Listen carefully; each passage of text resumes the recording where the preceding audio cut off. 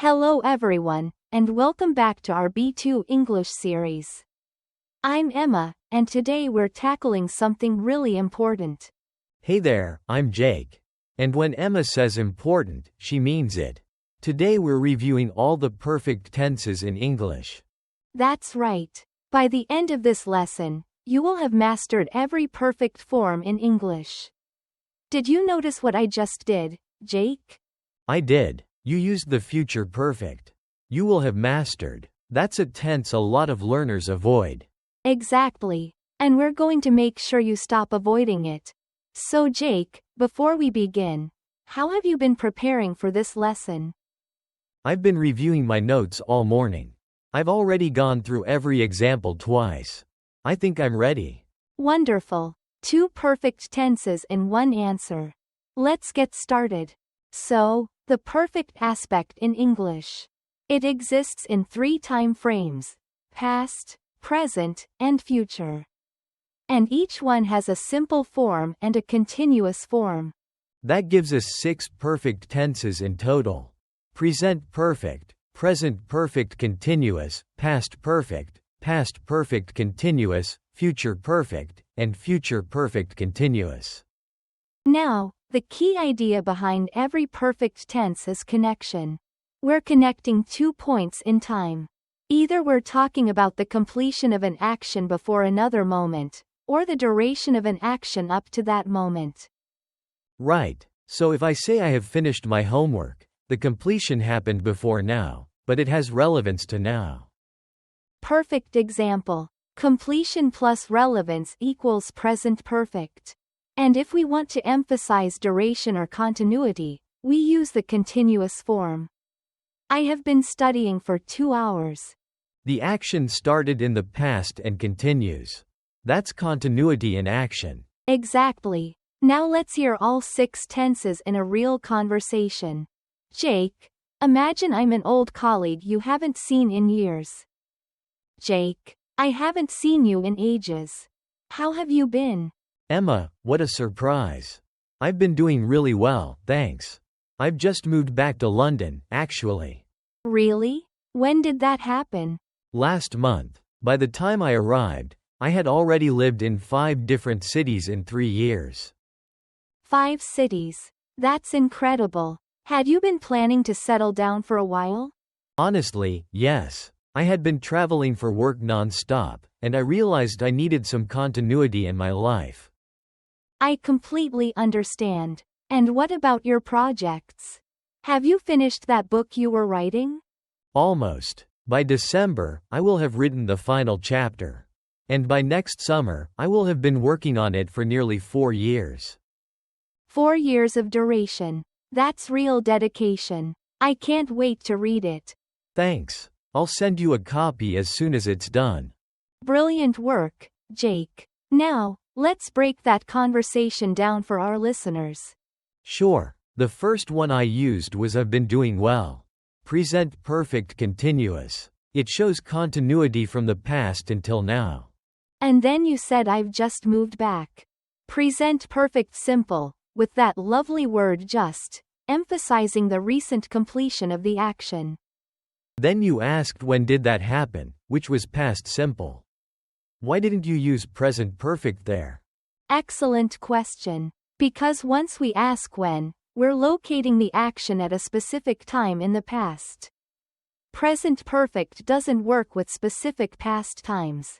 Got it. Then I said I had already lived in 5 cities.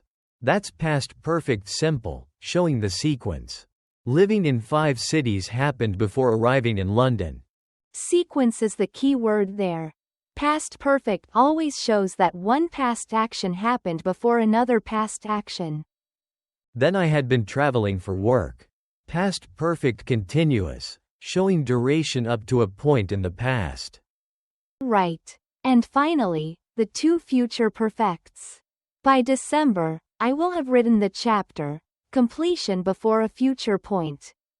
And I will have been working on it for 4 years, duration leading up to a future point. All 6 tenses in one short conversation. That's the goal, right? Using them naturally without thinking. Exactly. Let's try one more dialogue, and this time, Jake, I want you to make a few mistakes on purpose so we can correct them. You got it. So, Jake, tell me about your weekend. What did you get up to? Well, I have visited my parents on Saturday. Hold on there. You said on Saturday. That's a specific past time, so we need past simple. I visited my parents on Saturday. Right, of course. I visited my parents on Saturday. And I had been not seeing them for months. Almost. The negative form of past perfect continuous is I hadn't been seeing them, or more naturally, I hadn't seen them for months. I hadn't seen them for months. So we missed each other a lot. By Sunday evening, we will have spent the whole weekend together. Careful. If you're talking about last weekend, which has already passed, you'd say by Sunday evening, we had spent the whole weekend together. Past perfect, not future perfect. Ah, the sequence matters. By Sunday evening, we had spent the whole weekend together. And I had been laughing so much that my face hurt. Beautiful. That's past perfect continuous, showing the duration of the laughter leading up to the painful face. And now, looking forward, by next Christmas, I will have visited them 3 more times. Lovely. Future perfect, showing completion before a future point. You've used the perfect aspect with real relevance to your life. Thanks for the corrections. Mistakes really help things stick. They do. Now, let's review our 5 vocabulary words from today. First word, completion. This means the act of finishing something fully. Yes. The completion of a task. The completion of the project. Perfect tenses often emphasize the completion of an action before another moment in time. I love deadlines because they force completion. Without a deadline, I'd never finish anything. Next. Duration. This means the length of time something lasts. The duration of the film was 3 hours. That's a long duration. And we use perfect continuous tenses specifically to highlight duration. I've been waiting for an hour shows the duration of the waiting. Third word, relevance. This means how connected or important something is to a particular moment or topic. Present perfect always carries relevance to the present moment. I've lost my keys has relevance now because I still don't have them. If something has no relevance to now, we usually use past simple. Relevance is what makes the present perfect feel alive. Beautifully put. Fourth word, sequence. This means the order in which things happen. Past perfect is all about sequence. It shows that one past action came before another. The sequence of events matters. Exactly. When I arrived, she had already left. The sequence is clear. She left first, I arrived second. Sequence words like before, after, and by the time often signal that we need a perfect tense. And finally, continuity. This means the state of continuing without interruption. Continuous tenses express continuity. I've been living here for 10 years shows the continuity of my living situation. When you want continuity, reach for a perfect continuous form. It captures both duration and ongoing connection. Continuity, completion, duration, relevance, and sequence. 5 words that describe everything the perfect tenses do. Beautifully summarized. Let's do a quick review. All right. Present perfect simple is for completion with relevance to now. Present perfect continuous is for duration and continuity up to now. Past perfect simple is for sequence, showing one action completed before another past action. Past perfect continuous adds duration to that sequence. The action had been continuing before another past moment. Future perfect simple is for completion before a future point. And future perfect continuous is for duration leading up to a future point.